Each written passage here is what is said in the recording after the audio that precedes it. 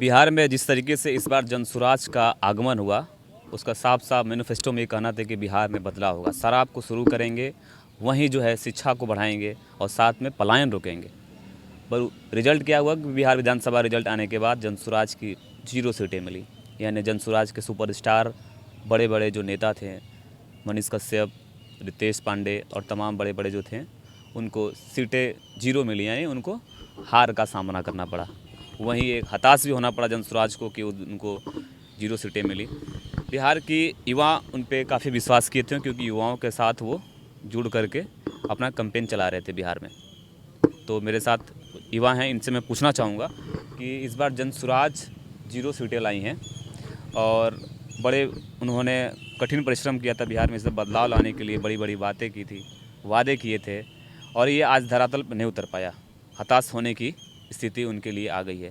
क्या कहेंगे, इस बार जनसुराज की इतने कम सीटें मिली हैं, क्या कारण था? मिली क्या, कुछ भी नहीं मिल पाई। वाकई बिहार के लोगों ने जनसुराज पे या पिक्के बोल सकते प्रशांत किशोर जी पे विश्वास नहीं जताया। तो इसका सबसे बड़ा कारण ये है कि प्रशांत किशोर जी उस स्तर पे जो बोलते हैं ना, एक ज़मीनी राजनीति, जो एक फर्श होता है और एक आकाश होता है, तो वही मतलब कहीं ना कहीं फर्श तक वो प्रशांत किशोर जी नहीं पहुंच पाए बिहार के पॉलिटिक्स में।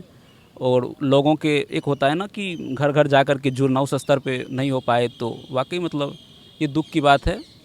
और मुझे ऐसा लगता है कि मतलब वाकई प्रशांत जी के पास एक विज़न था बिहार बदलने का।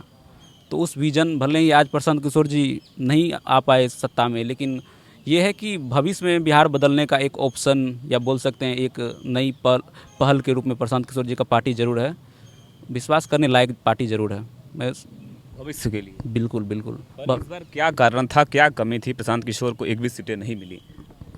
वाकई मतलब प्रशांत किशोर जी तो बहुत प्रबुद्ध लोगों को अपने विभिन्न क्षेत्रों से मतलब फील्ड में उतारे थे, लेकिन वही है कि मतलब जो सत्ता में रहता है उसका बहुत बड़ा प्रभुत्व रहता है उस क्षेत्र पे।